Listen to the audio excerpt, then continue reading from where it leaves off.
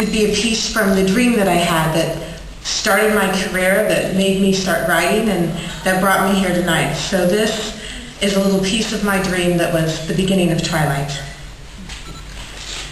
Edward in the sunlight was shocking.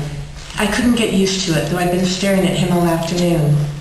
His skin, white despite the faint flush from yesterday's hunting trip, literally sparkled like thousands of tiny diamonds were embedded in the surface. He lay perfectly still in the grass, his shirt open over his sculpted incandescent chest, his scintillating arms bare. His glistening pale lavender lids were shut, though of course he didn't sleep. A perfect statue, carved in some unknown stone, smooth like marble, glittering like crystal. Now and then his lips would move, so fast it looked like they were trembling, but when I asked, he told me he was singing to himself. It was too low for me to hear. The meadow, so spectacular to me at first, paled next to his magnificence. Hesitantly, always afraid even now that he would disappear like a mirage, too beautiful to be real, I reached out one finger and stroked the back of his shimmering hand where it lay within my reach. I marveled again at the perfect texture, satin smooth, cool as stone. When I looked up again, his eyes were open, watching me. Butterscotch today, lighter, warmer after hunting. His quick smile turned up the corners of his flawless lips. "I don't scare you," he asked playfully, but I could hear the real curiosity in his soft voice. "No more than usual." He smiled wider, his teeth flashed in the sun. I inched closer, stretched out my whole hand now to trace the contours of his forearm with my fingertips. I saw that my fingers trembled and knew it wouldn't escape his notice. "Do you mind?" I asked, for he'd closed his eyes again. "No," he said. "You can't imagine how that feels." He sighed. I lightly trailed my hand over the perfect muscles of his arm, followed the faint pattern of bluish veins at the crease in his elbow. With my other hand, I reached to turn his hand over. Realizing what I wished, he flipped his palm up in one of those blinding, fast, disconcerting movements of his. It startled me. My fingers froze on his arm for a brief second. "Sorry," he murmured. I looked up in time to see his golden eyes close again. "It's too easy to be myself with you." I lifted his hand, turning it this way and that as I watched the sun glitter on his palm. I held it closer to my face, trying to see the hidden facets in his skin. "Tell me what you're thinking," he whispered.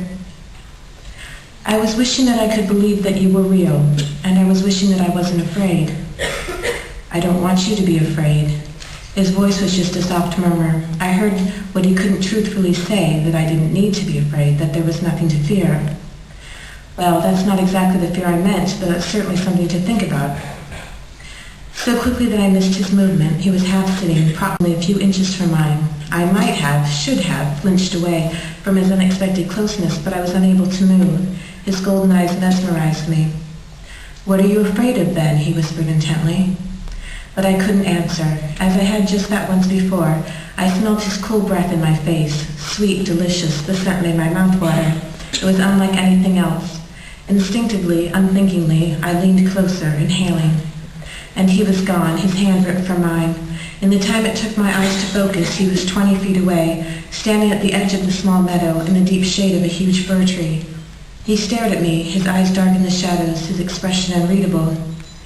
I could feel the hurt and shock on my face. My empty hand stung. "I'm sorry, Edward," I whispered. "Give me a moment," he called. I sat very still. After 10 incredibly long seconds, he walked back, slowly for him. He stopped, still several feet away, and sank gracefully to the ground, crossing his legs. His eyes never left mine. He took 2 deep breaths and smiled an apology. "I am so very sorry," he hesitated. "Would you understand what I meant if I said I was only human?" He nodded once. I nodded once, not quite able to smile at his joke. Adrenaline pulsed through my veins as the realization of danger slowly sank in. He could smell that from where he sat. His smile turned mocking. "I'm the world's best predator, aren't I? Everything about me invites you in. My voice, my face, even my smell, as if I need any of that." Unexpectedly, he was on his feet, bounding away, instantly out of sight, only to appear beneath the same tree as before, having circled the meadow in half a second. "As if you could outrun me," he laughed bitterly. He reached up with one hand and, with a deafening crack, effortlessly ripped a 2-foot thick branch from the trunk of a spruce. He balanced it in that hand for a moment and then threw it with blinding speed, shattering it against another huge tree which shook and trembled at the blow. And he was in front of me again, standing 2 feet away, still as stone. "As if you could fight me off," he said gently. I sat without moving, more frightened of him than I had ever been. I'd never seen him so completely freed of that carefully cultivated facade. He'd never been less human or more beautiful. Face ashen, eyes wide, I sat like a bird locked in the eyes of a snake.